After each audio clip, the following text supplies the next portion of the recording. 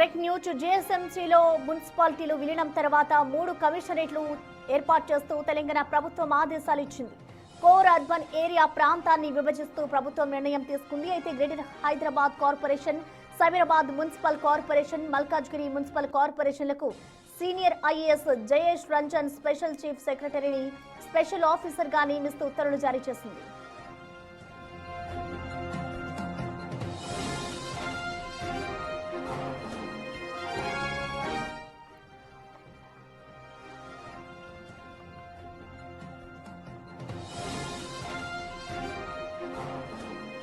జీహెచ్ఎంసీలో మున్సిపాలిటీల విలీనం తర్వాత 3 కమిషనరేట్లు ఏర్పాటు చేస్తూ తెలంగాణ ప్రభుత్వం ఆదేశాలు జారీ చేసింది. ఇటు కోర్ అర్బన్ ఏరియా ప్రాంతాన్ని విభజిస్తూ ప్రభుత్వం కీలక నిర్ణయం తీసుకుంది.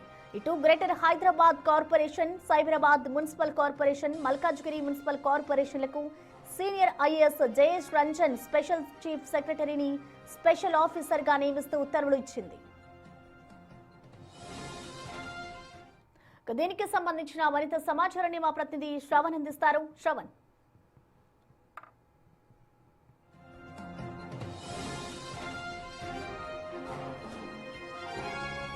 జీహెచ్ఎంసీలో మున్సిపాలిటీల విలీనం తర్వాత 3 కమిషనరేట్లను ఏర్పాటు చేస్తూ తెలంగాణ ప్రభుత్వం ఆదేశాలు జారీ చేసింది.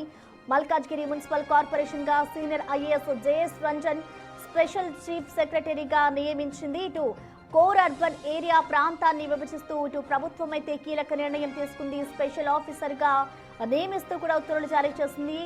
ఇటు greater Hyderabad corporation, Cyberabad municipal corporation, Malkajgiri municipal కార్పొరేషన్లకు senior IAS Jayesh Ranjan special chief సెక్రటరీని స్పెషల్ ఆఫీసర్ గా నియమిస్తూ ప్రభుత్వం అయితే ఉత్తర్వులు జారీ చేసింది. దీనికి సంబంధించిన మోర్ డీటెయిల్స్ ని మా ప్రతినిధి శ్రావణ్ అందిస్తారు. శ్రావణ్,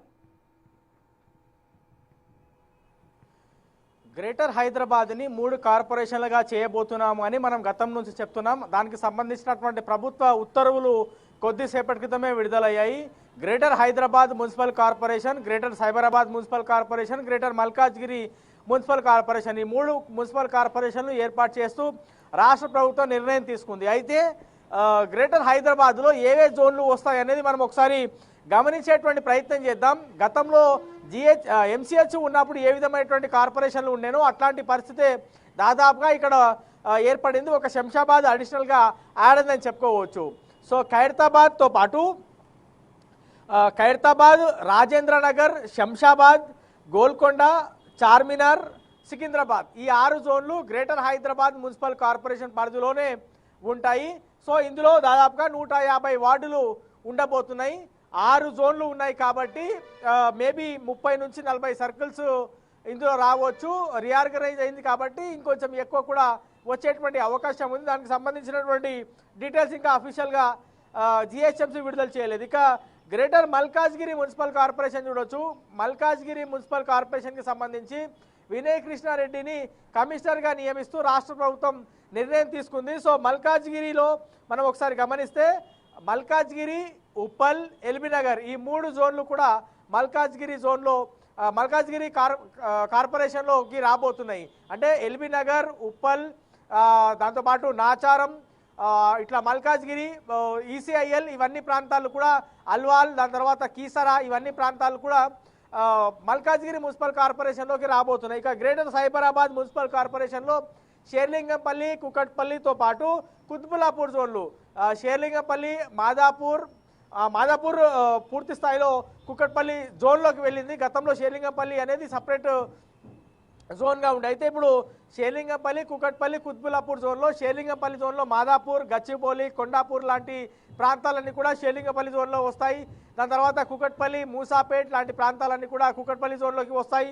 అట్లాగే కుత్బులాపూర్ జోన్లో కుత్బులాపూర్, గాజుల రామారం, ఈ ప్రాంతాలు, ఐడిపిఎల్, జీడిమెట్ల లాంటి ప్రాంతాలన్నీ కూడా, బాలానగర్ లాంటి ప్రాంతాలు కూడా కుకట్పల్లి జోన్లోకి వస్తాయి. సో మొత్తం 3 కార్పొరేషన్లు చేస్తూ రాష్ట్ర ప్రభుత్వం నిర్ణయం తీసుకుంది.